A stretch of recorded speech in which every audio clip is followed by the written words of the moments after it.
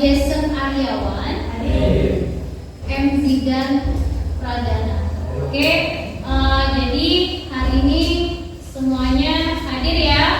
Oke, jadi sebelum kita memasuki pelajaran selanjutnya, kalau di minggu sebelumnya kita sudah membahas tentang iman kepada hari akhir atau hari kiamat, ya. Jadi kalau bicara tentang hari kiamat, sebelumnya itu ada beberapa tanda-tanda datangnya hari kiamat, gitu ya. Kemudian apa saja atau nama-nama lain dari hari kiamat sudah kita bahas sebelumnya. Jadi dengan perkembangan zaman yang saat ini semakin maju, ya, kemudian teknologi juga semakin maju, banyak dampak negatif dan dampak positif bagi kita semuanya, terutama untuk anak-anak sekolah ya khususnya. Oke, untuk pembahasannya sekarang adalah kita akan masuk kepada bab pernikahan. Itu adalah inti dari yang kita sampaikan sebelumnya tadi, yaitu berhubungan dengan di pernikahan, gitu ya. Jadi sebelum kita masuk di bab pernikahan ini, ada beberapa kompetensi dasar dan tujuan pembelajaran yang akan kita sampaikan. Kompetensi dasarnya yaitu menganalisis dan mengevaluasi ketentuan pernikahan dalam Islam. Di 4.6 menyajikan prinsip-prinsip pernikahan dalam Islam. Jadi itu kompetensi dasar yang akan kita bahas pada bab pernikahan ini. Kemudian kita masuk di tujuan pembelajaran. Di tujuan pembelajaran yaitu menjelaskan ketentuan pernikahan berdasarkan syariat Islam. Tujuan pembelajaran yang kedua, menjelaskan hikmah dan ketentuan pelaksanaan pernikahan berdasarkan syariat Islam. Dan yang ketiga, menjelaskan hukum, rukun, dan syarat nikah. Itu adalah kompetensi dasar dan tujuan pembelajaran yang akan kita capai setelah pada materi pernikahan dalam Islam.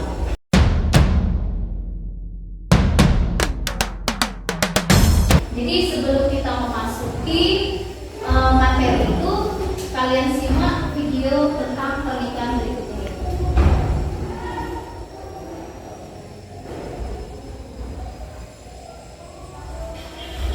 Apa yang tidak mengidamkan memiliki keluarga yang harmonis dan bahagia? Salah satu ikhtiar manusia adalah melalui pernikahan, yakni sebuah ikatan yang mitsaqun ghalidh atau ikatan yang kokoh serta sah di mata agama dan diakui oleh hukum negara agar hak dan kewajibannya terlindungi.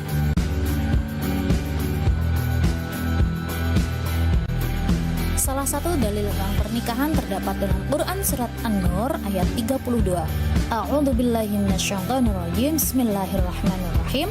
Wa ankihul ayama minkum was-solihina min ibadikum wa imaikum iyakunu fuqara ayughnihimullahu min fadlih wallahu wasi'un alim. Dan kawinkanlah orang-orang yang sendirian di antara kamu dan orang-orang yang layak berkawin dari hamba-hamba sahayamu yang lelaki dan hamba-hamba sahayamu yang perempuan. Jika mereka miskin, Allah akan memampukan mereka dengan karunia-Nya, dan Allah maha luas pemberiannya lagi maha mengetahui. Selain itu terdapat dalam Quran surat An-Nahl ayat 72, Quran surat Ar-Rum ayat 21, serta beberapa hadis yang disampaikan langsung oleh Nabi kepada sahabat-sahabat beliau. Rukun nikah. Yang pertama, ada calon mempelai. Kedua, adanya wali dari pihak wanita. Tiga, ada saksi nikah. Keempat, ada sighot atau akad, ijab dan qabul. Apabila mempelai adalah seorang difabel, semisal tunawicara, tunarungu atau tunanetra, dapat menggunakan bahasa isyarat. Mayoritas ulama memasukkan status wali ke dalam syarat pernikahan. Wanita yang haram dinikahi atau mahram terdiri dari 4. Yang pertama, mahram karena keturunan.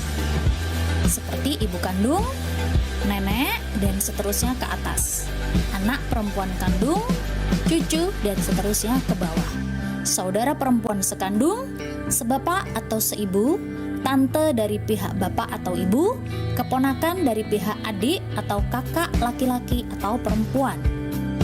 Kedua, mahram karena sepersusuan, yaitu ibu yang menyusui dan saudara perempuan sepersusuan. Tiga, mahram karena pernikahan, seperti mertua. Itulah tayangan video tentang bab pernikahan ya. Ini, jadi pengertian nikah menurut bahasa itu artinya adalah berkumpul atau bertemu. Menurut istilah, nikah itu adalah ikatan lahir batin antara laki-laki dan perempuan yang hidup bersama ya dalam sebuah rumah tangga menurut syariat Islam. Dalil tentang hukum atau dalil tentang pernikahan itu adalah Bismillahirrahmanirrahim. Wa min ayatihi an khalaqalakum fi anfusikum azwajan litaskunu ilaiha wa ja'ala bainakum mawaddatan wa rahmah. Inna fi dzalika laayatin liqaumin yatafakkarun. Ya, itu adalah dalil atau ayat tentang pernikahan, yaitu dan di antara tanda-tanda kekuasaannya ialah dia menciptakan pasangan-pasanganmu untuk dari dirimu sendiri agar kamu cenderung dan merasa tentram kepadanya, dan dia menjadikan di antara rasa kasih dan sayang sungguh pada mereka itu benar-benar terdapat tanda-tanda kemesraan Allah. Itu ya, itu dalil tentang pernikahan. Jadi di samping pengertian dalilnya, jadi ada hukum pernikahan. Hukum pernikahan itu awalnya adalah mubah. Jadi mubah itu adalah boleh dikerjakan dan boleh tidak, gitu ya. Asal kata dari atau asal hukum pernikahan itu adalah mubah. Mubah itu artinya boleh dilaksanakan, boleh tidak. Tapi seiring dengan perkembangan zaman atau seiring dengan kemajuannya dan hukum nikah dibagi menjadi ada mubah, ada wajib, ada sunnah, ada makruh, dan ada haram. Jadi ada 5 hukum pernikahan, walaupun asal mulanya adalah mubah. Mubah itu boleh, ya. Mubah itu boleh dilaksanakan, boleh tidak. Kemudian hukumnya wajib. Apa sih hukum pernikahan itu? Hukumnya wajib yaitu ketika secara lahir dan batinnya sudah siap, secara ekonominya sudah siap, secara kemauan hasratnya sudah kuat ingin menikah, berarti itu hukumnya wajib, ya. Kemudian yang kedua itu sunnah. Apa hukum sunnahnya? Yaitu ketika secara lahir batin dia sudah siap, secara kemauannya sudah kuat, kemudian secara ekonominya sudah kuat, tapi belum berani untuk menikah. Nah, itu hukumnya sunnah. Kemudian ada lagi yang wajib. Tadi sudah yang wajib sunnah. Sekarang yang makruh. Kemudian haram. Kalau haram itu adalah tujuan dia menikah, ya, hanya untuk menyakiti si mempelai wanitanya atau istrinya. Itu hukumnya adalah apa? Haram, ya. Itu hukumnya adalah haram karena niatnya untuk menyakiti, untuk menyiksa si mempelai wanitanya, maka hukum pernikahannya adalah haram. Kemudian kita masuk lagi ke rukun dan syarat nikah. Apa saja sih rukun dan syarat nikah itu? Ya, rukun nikah itu adalah 1, ada calon suami. Ya, rukun dan syarat nikah itu adalah pertama harus ada calon suami. Calon suaminya pertama harus muslim. Ya, calon suaminya harus muslim atau Islam dulu, karena ini berdasarkan syariat Islam. Pertama, calon suaminya harus muslim. Yang kedua, harus berakal.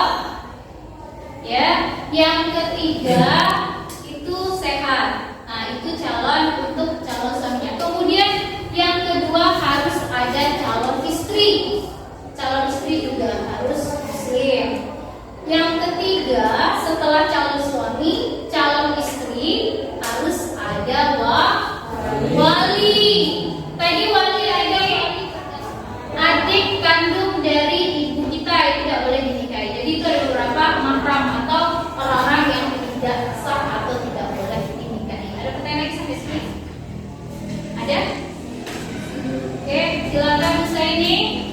Siapa saja yang termasuk mahram? Yang termasuk mahram atau yang tidak boleh dinikahi tadi ya, yaitu ibu kandung.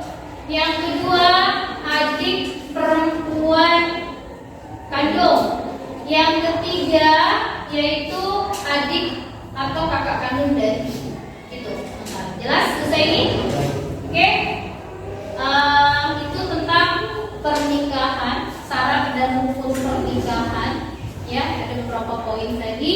Jadi hari ini kita masuk kepada diskusi. Ya, di bab ini atau di materi ini ada yaitu tentang pernikahan yang dilarang. Apa sih pernikahan yang dilarang itu? Apa kategori pernikahan yang dilarang dalam Islam? Itu ada nikah mut'ah, ada nikah sega, dan ada nikah tahlil. Itu yang akan kita diskusikan hari ini ya. Untuk memudahkan diskusi, ini kita bagi dua aja ya. Ini kelompok satu dan itu kelompok dua.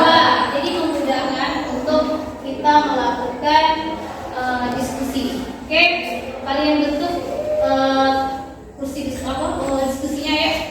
Presentasi kelompok satu dulu, presentasi untuk diskusinya. Bisa. Kelompok satu dulu, ayo silakan presentasi tegak menghadap ke kelompok dua. Oke, yang kelompok dua tolong perhatikan, nanti kalau ada pertanyaan silakan ditanyakan ke kelompok satu. Diskusi kami hari ini tentang pernikahan yang terlarang dalam Islam. Pernikahan yang terlarang dalam Islam antara lain sebagai berikut. A. Nikah mut'ah.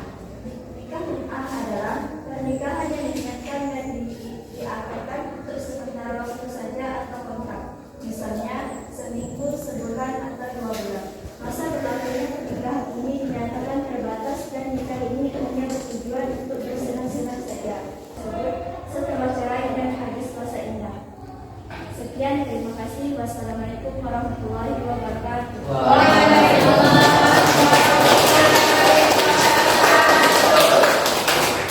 Oke, untuk apa ada yang mau jadi moderator dari kelompok ini? Ada? Ada yang bisa jadi moderator?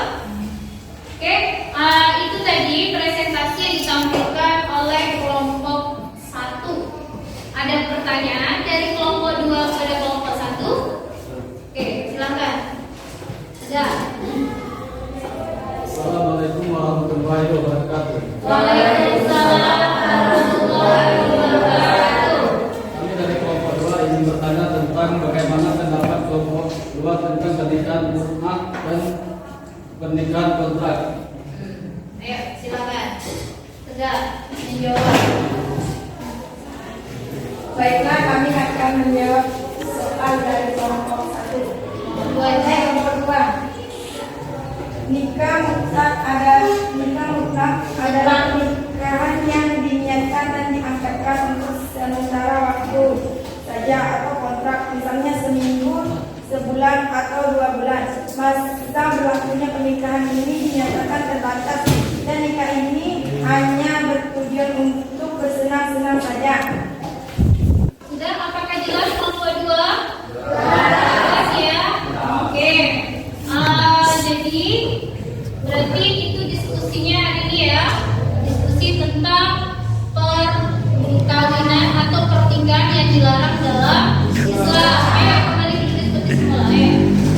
Ini ya, keluar hasil diskusi dari 2 kelompok hari ini, yaitu dengan tema atau kasus yaitu tentang pernikahan yang dilarang dalam Islam. Jadi ada tiga pernikahan yang dilarang dalam Islam. Itu adalah pertama pernikahan mut'ah atau mut'ah itu adalah pernikahan kontrak atau sementara. Ya, itu pernikahan kontrak atau pernikahan sementara, yaitu terjadi hanya 1 bulan, 1 minggu dengan waktu yang singkat. Nah, itu pernikahan mut'ah. Dan pernikahan mut'ah itu sendiri itu sudah dilarang, tidak boleh lagi melakukan pernikahan mut'ah karena banyak dirugikan, terutama pihak perempuan itu pasti dirugikan dengan pernikahan kontrak itu. Ya, itu. Dan ini pernikahan atau kontrak ini biasanya itu dilakukan oleh orang-orang luar negeri atau orang Arab biasanya masuk ke Indonesia, itu dia biasanya melakukan pernikahan mut'ah. Banyak itu nikah kontra itu. Kadang 1 tahun, 2 tahun selama dia di Indonesia dia nikah. Setelah dia balik ke daerah asalnya lagi atau negara asalnya, mereka akan menceraikan atau meninggalkan si pihak perempuannya. Ya, itu pernikahan mut'ah. Yang kedua, pernikahan dilarang dalam Islam yang kedua yaitu pernikahan sigar. Yaitu pernikahan sigar itu adalah ayah kandung perempuan, ya, ayah kandung perempuan menikahkan dengan pria lain, ya, dengan pria lain, tapi dengan tujuan si ayah kandungnya tadi atau ayah dari perempuan tadi berniat ingin menikah dengan anak si laki-laki yang dinikahkan dengan anaknya tadi. Itu nikah sigar. Kayak sebenarnya. Oke. Tugas seterusnya kita coba, karena di bab pernikahan ini ada praktek. Tadi nanti kita coba untuk praktek pernikahan. Ya, siapa yang bersedia menjadi penghulu? Ayo tunjuk tangan. Oke, KJ Effendi.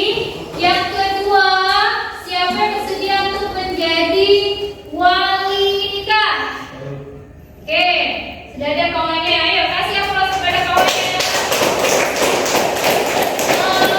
Kemudian yang bersedia untuk menjadi mempelai laki-laki dulu ada? Oke, yuk Saraful Hadir sebagai mempelai laki-laki. Untuk mempelai perempuan ada yang bersedia di sini? Ya, ada Rimi lagi. Rimi bersedia untuk menjadi mempelai wanita. Sekarang ada 2 lagi belum, yaitu saksi pertama dan saksi kedua. Karena dia dalam rukun dan syarat nikah harus ada 2 orang saksi. Ayo, di sini siapa yang mau menjadi saksi? Ayo, tunjuk tangan. Ayo, Reza. Oke, yang kedua. Siapa yang kedua yang bersedia menjadi saksi? Yang kedua ya. Oke, Kak Gigi bersedia ya. Oke, jadi hari ini kita ambil praktek tata cara tentang pernikahan. Bagi yang bersedia untuk menjadi atau dalam praktek ini, ayo silakan. Sudah jelas tata caranya? Saksi sudah jelas? Jelas ya? Tolong diperhatikan. Kalau bisa itu 1 kali tarikan nafas itu bagi yang pihak atau bagi mempelai laki-laki. Siap? Siap ya? Ayo yang lain tolong perhatikan dari praktek ini. Sudah bisa dimulai, suaranya dimulai. Ayo silakan. Ayo. Kakak Ahmad dengan Aminah binti Abdullah dengan mas kawin seperangkat alat sholat dibayar tunai. Saya terima nikahnya Aminah binti Abdullah dengan mas kawin berupa seperangkat alat sholat dibayar tunai. Saksi penghulu bilang saksi sah. Oke. Oke, bisa. Untuk sebagai wali nikah sudah paham dengan tata cara pernikahan ini? Sudah ya, untuk mempelai laki-lakinya bisa. Saksi bisa ya. Jadi untuk Pak penghulunya sudah. Oke, jadi ini adalah bentuk demonstrasi atau tata cara pernikahan. Sudah bisa kalian lihat tadi ya. Nah ini, ayo silakan duduk kembali. Jadi tadi adalah demonstrasi atau tata cara pernikahan sudah diperankan oleh teman kalian. Jadi kasih aplaus buat mereka.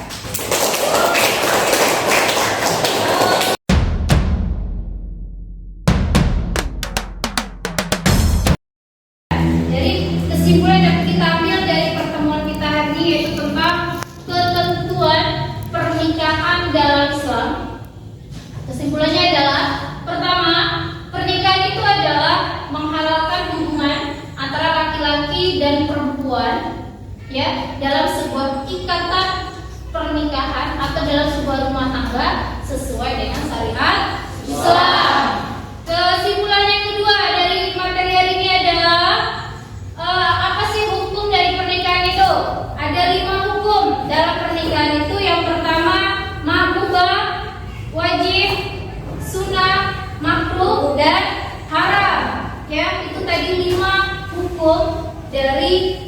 pernikahan. Kemudian yang ke syarat dan rukunnya, syarat dan rukun nikahnya, yaitu pertama harus ada calon suami. Tadi sudah kita praktekkan ya. Kemudian ada calon istri. Kalau salah satu dari ini berarti pernikahannya tidak sah. Harus ada kelima-limanya nanti. Ada calon suami, ada calon istri, ada wali, ada saksi, dan ada ijab kabul. Kalau salah satu dari kelima ini tidak ada, berarti pernikahannya tidak sah. Jadi harus ada kelima-limanya. Itu ya, ada ice breakingnya dulu ya, biar tidak bosan. Jadi kita buat ada berapa untuk permainan ini ya, untuk permainan supaya tidak jenuh ya. Jadi ada beberapa permainan, yaitu kita coba untuk beberapa macam tentang tepuk tangan. Jadi tepuk tangan pejabat, ada tepuk tangan artis, ada tepuk tangan orang biasa, banyak modelnya ya. Ada 3, kita coba 3 tepuk tangan. Jadi jangan sampai ada salah. Nanti kalau tepuk tangan artis berarti gini modelnya ya. Nah gitu artis itu ya, namanya gini ada di situ. Ya gini. Kemudian kalau tepuk tangan pejabat itu agak kayak gini. Kemudian kalau tepuk tangan kayak penonton sebagainya, kalian udah tahu ya. Oke, kita coba tepuk tangan artis, tepuk tangan pejabat, tepuk tangan penonton. Oke, ayo kita mulai. Atau kalian mau tegak atau duduk saja biar dari kena. Duduk aja. Ayo silakan. Tepuk tangan pejabat.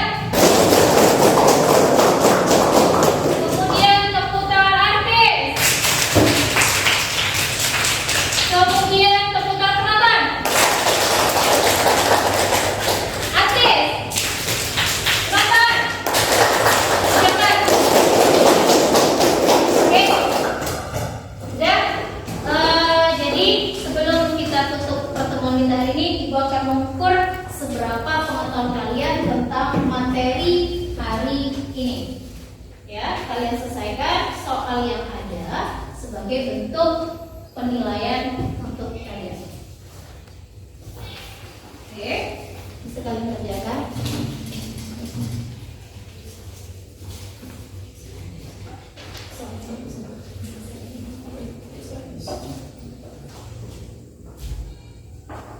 Oke, sudah selesai semuanya? Sudah ya? Sudah. Ayo segera dikumpulkan. Ini. Ayo segera dikumpulkan hasilnya. Ayo.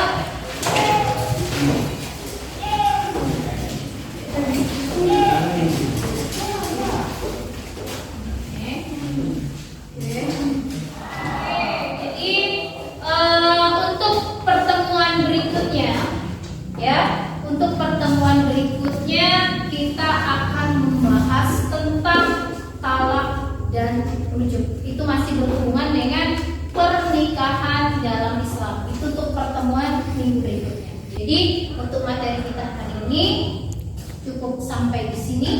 Kita ucapkan atau kita baca Alhamdulillah.